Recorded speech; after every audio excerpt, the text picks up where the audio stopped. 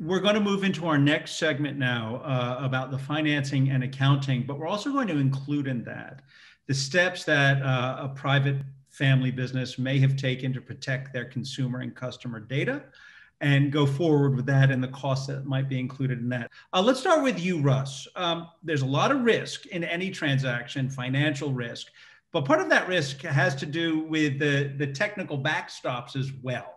Let's elaborate on this and the ways that Anshin helps in these deals with the technical risk and the financing.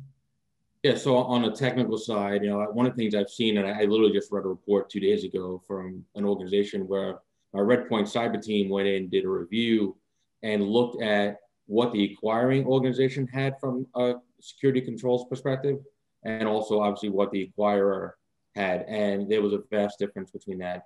And we talked about due diligence before. One of the things that a lot of times gets missed is what is the cyber risk that is on the organization that you're acquiring. And I think that in many cases, again, no matter what size organization you're on, cyber risk is probably the most important risk that's out there, the one that doesn't always get addressed.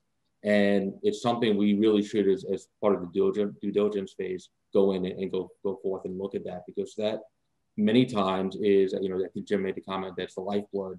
IT is the lifeblood of these organizations. One of the things when we think about is data and information, et cetera. If that's not well controlled, we're going to have some issues going forward. So I think that's, to me, it's something that probably doesn't get done enough as it relates to transactions. Jim, in your experience, do private family businesses overemphasize or underemphasize that technological necessity to protect their clients? Oh, to Russ's point, they clearly, in most cases, underemphasize it, that they just are not aware of a contemporary security solution. And unfortunately, I know from my experience, if a private equity acquirer comes across a history of breaches, a history of data leakage, they will walk right away from that deal. And it can and is a deal breaker. So family-owned businesses, as I said earlier, sometimes, their systems are homegrown. They don't have the necessary security in them to ensure that the data is going to be protected. And once it's breached, that company loses a tremendous amount of value. Sean, anybody who has an iPhone gets a message almost anytime you log into something that there's been a data breach. I get every day to change the password on very large company sites that I go to. From your standpoint of private equity, how much of an issue is this in the financing and the accounting if the firm that you might be acquiring doesn't have quite the protocol in place to protect data?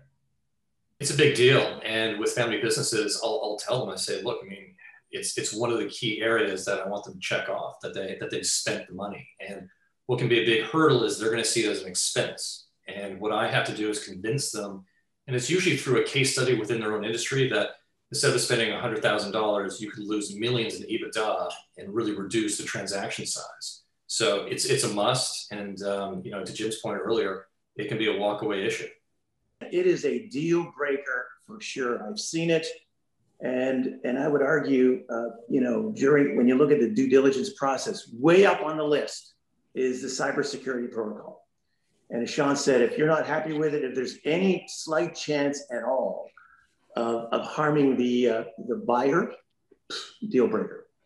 When we talk about putting deals together, the dollar signs can be intimidating. What would you say to the private family business about, one, having realistic expectations, but also getting the most value for what they're about to sell? Well, that's a good question. And, I've had one experience where we were in the frozen berry business, and we really liked this company in Salem, Oregon. Very successful. It was owned by family business, owned by 5 family members. And we're sitting in the boardroom, and I said, Steve, we want to sell a company. We really don't know how to do it. And I suggested they hire a banker. I found them the banker to protect their interests. So you really need to work with a professional to get a sense of value, and understand, here's how a company like yours is valued, whether it's a multiple of revenue or sales or assets or whatever. but you need some professional help to get a real good sense of value. Otherwise, a deal won't happen. John, you don't want to overpay for a company, but on the other hand, the people selling don't want to, they want to maximize the value of what they're selling. So how do you meet in the middle there?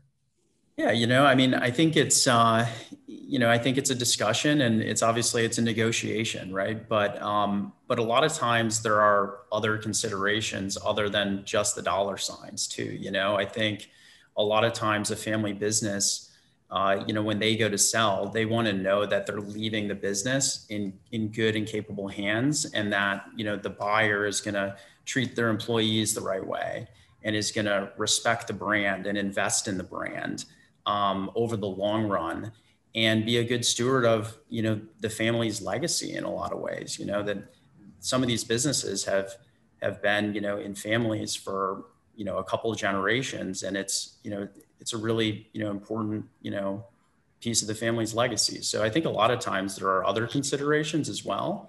But I think with value, it's just a discussion. I believe that, fair prices can be paid, and both sides can benefit when you do a deal. Russ, I saw you nodding your head when John began speaking. What is it you wanted to add?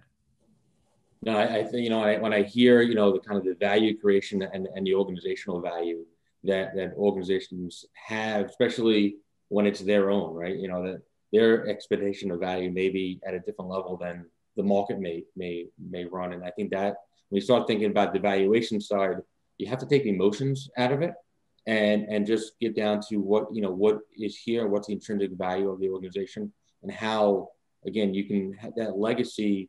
You have to get some value to that legacy, and I understand that. But also, like I said, I think removing the emotions is not always an easy thing to do.